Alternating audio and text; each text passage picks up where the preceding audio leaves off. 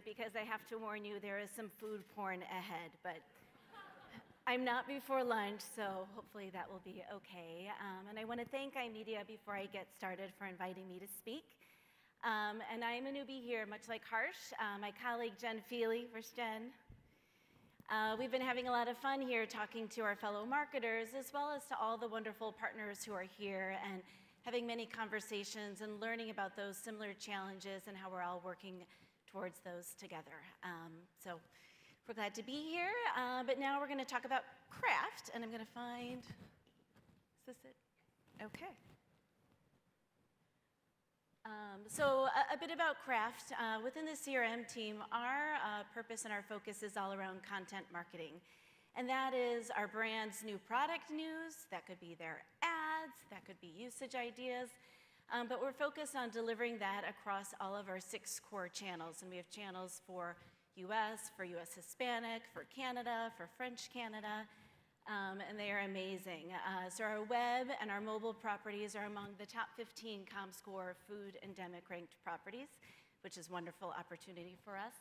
We have a print magazine that we distribute quarterly. It is a paid subscription magazine, over 1 million paid subscription circulation, pretty powerful.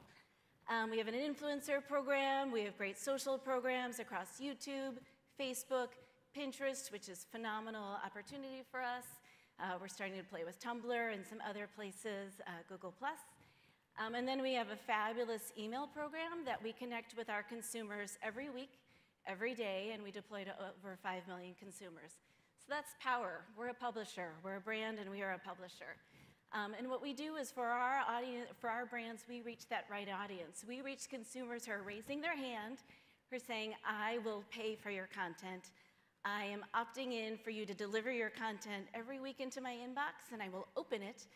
And I am choosing to engage with you across our social channels. That's pretty powerful. And so our brief within our team is to create these delicious and amazing food stories and food porn, all that can be spread and shared that ultimately drive back to sales and value for our brands and our organization. That is important to us that we never take our eye off the game. We exist for the benefit of our brands. We exist to drive sales and results and to provide insights back to the corporation. And so as an owned channel, we find that the best partnerships are when we work very closely with our own brands.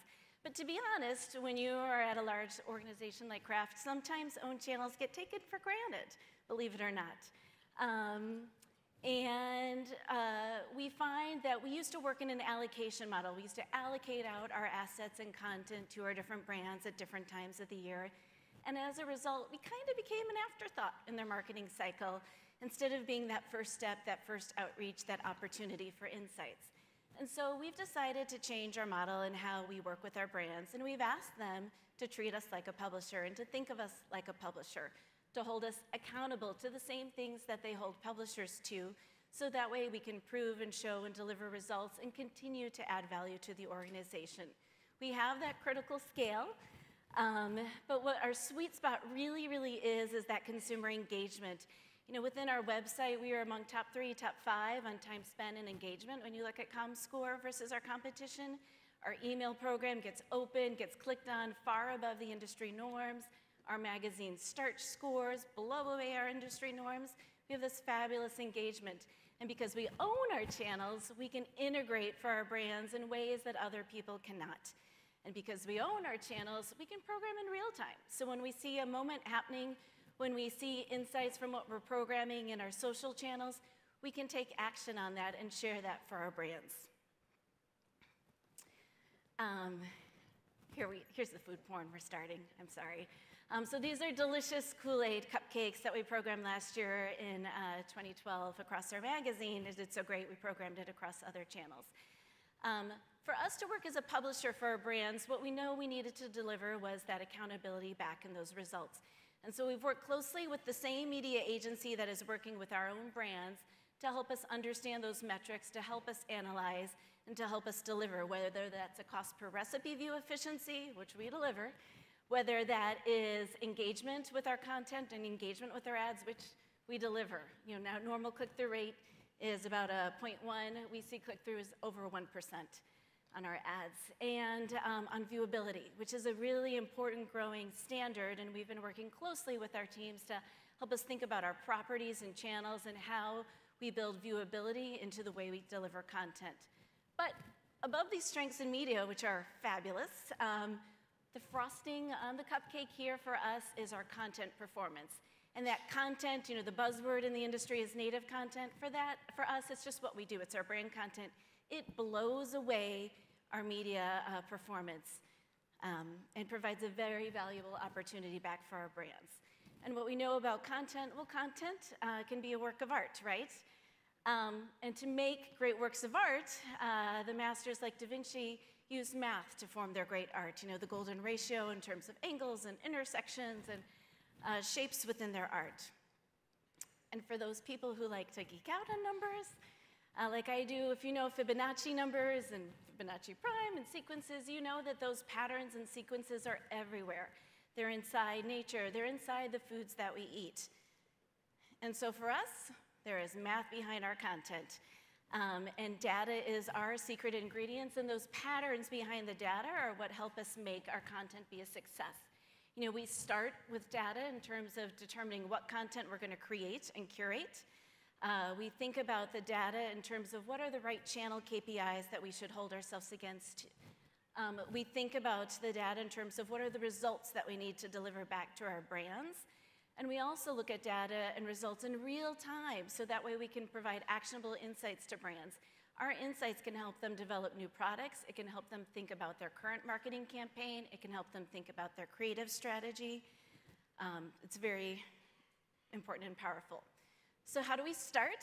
Well, we're lucky. We know what's inside. We have this amazing first-party database because of these incredible consumer channels. It is large, and it is rooted in consumer engagement, which is powerful. You know, we know what content that people clicked on. Our database is rooted on people who've raised their hands, are subscribing to our emails. We know if they click on Philly content or if they click on healthy living. We know if they click on diabetic or if they click on vegetarian content. And so all of this forms multiple data points that in today's day and age of a digital marketing industry, we can capture and use. And so this fun image for us is David from AOL. He didn't show this yesterday. I don't know why. But this is our ode to the royal baby. And we knew what to program for this. You know, there's many different ways we could program food content, right? But we know from knowing what's inside is that dessert content really resonates in our social spaces. We also know from our social spaces this year that those sweet treats, handheld bits of yumminess, those were really resonating and being spread and shared. We also knew, relative to the whole topic of babies, that these reveal cakes and reveal cupcakes are doing extraordinarily well across the web. So this is what we programmed in our social space across our desktop site. What we did for the month of the royal baby is we also had an image of a baby shower cake, so another fun way to engage in this topic, but to do it in a relevant way because we know what our audience engages in. So for us, data guides our development, and we kind of joke sometimes with our culinary team that we should add data scientists to our title, because that is what we do. We start with this incredible database of consumer engagement, what has worked in the past. We layer on industry sources, we layer on pantry studies. We also look at the weekly recipe search query information and work with Google to understand that. So we know every week what are people searching for and how can we program and plan a content calendar against that. And then lastly, we take those data and those patterns in from the social spaces, from Facebook, from YouTube, from Pinterest, and use that to inform our plans. So as I mentioned, our content works best when we work closely with brands. And brands sometimes come to us with very specific business objectives, and Jell-O is no different. Jell-O is trying to reconnect and really show relevant usage and opportunities for their brand. And at Easter, they don't just want to be the Jell-O mold anymore that your grandma brings. They want you to bring products made with Jell-O ingredients. And so we worked with them to think about the right ways to deploy different content across our channels. So in magazine, we want show-stopping imagery, but we also want to teach our consumers how to create this recipe, because that's what they're coming to the magazine for, instructional content, but they want to be wowed. And across the web, our KPI is all around engagement with a hero recipe. So we want inspirational, quick-hitting content that grabs them in, but that is realistic and is something that they can make. And across our social spaces, we worked with them to think about the right way to let the consumer do the work for them. So yes, we'll curate boards for them on Pinterest, but we also work to develop a Pinterest program that encourage the consumers to spread and share the content. So this little yummy recipe is our Jell-O chocolate pudding fudge. And would you believe it? This is our #1 performing piece of content on Facebook this year. And we did it to celebrate National Fudge Day, because of course, who doesn't want to celebrate National Fudge Day? And in the past, maybe the way that we would have picked a recipe is the newest recipe or the recipe that had the most Kraft products in it, right? Biggest bang for our buck. But what we're doing now is we're looking back at the ratings. We're looking at the rising trend in the ratings to identify that this Jell-O fudge recipe was actually the one to program. And our homework paid off. You know, it was the #1 performing piece of content. And then, because we could look at the results in real time and know that happened, we could take that content, reprogram it in the right way across our email, where it then got opened and clicked and drove thousands of page views. That also became a data point for our brand to talk about with their own shopper marketing partners to show, look, consumers are engaging with our brands, we are relevant. So what we do every week is we look across our channels. So we look across Facebook, we look across desktop, we look across Pinterest, and when we get the print results, we look at those, and we try to understand what are the rising trends. You know, what are we curating and pushing out there that's performing well? What is happening organically? You know, Pinterest is the #1 referred to us of site traffic, which is powerful, right? And 95% of that activity is from consumers curating content on their own. It's not from our own curated boards. And so it's important to us to understand what consumers are finding and pinning, because when we program beautiful content in our channels, they see it, they pin it, their friends pin it, and repin it, and so on, and so on. And there's a wonderful viral effect that happens. So this, I'm a bacon lover, my family's a bacon lover, and these are delicious. These are cheesy potato bacon packets. We programmed this in a piece of email, and what happened, you know, for the month of August, this was one of our top performing pieces of content on Pinterest. So what we try and understand is that great content will travel, but you need to look for those sparks. You need to make sure that you're pushing that content out there, and then you're monitoring and you're looking for what happens, and then keep fanning those flames. Keep thinking about ways that you can use that content across your channels. Another fun example of how we use math, and we've kind of changed how we program content, is with our magazine. So this holiday season, we worked with the Philly brand team to create a wonderful 3-page editorial all around cheesecakes, and had some fabulous shots that came out of this, and had these they're just cover-worthy images. And we couldn't decide which one to pick and put on the cover. And in the old days, we probably would have had the most senior person on our team just be like, oh, I like that one, that's the best. And we decided to operate differently. We took this to our audience on Facebook, and we asked them, which do you find to be the most engaging piece of content? And asking our audience yielded a delicious response for them. They responded and they engaged, and there's a clear winner. Any guesses? A. Chocolate. Mocha mini fudge cheesecakes. That will be on our cover. And so what we see with all this content integration, it absolutely benefits our brands, but our audience demands this. This is what they want. We see that in our start scores within the print magazine. We see that in the click-through and the engagement rate of the content itself on the site and in our channels.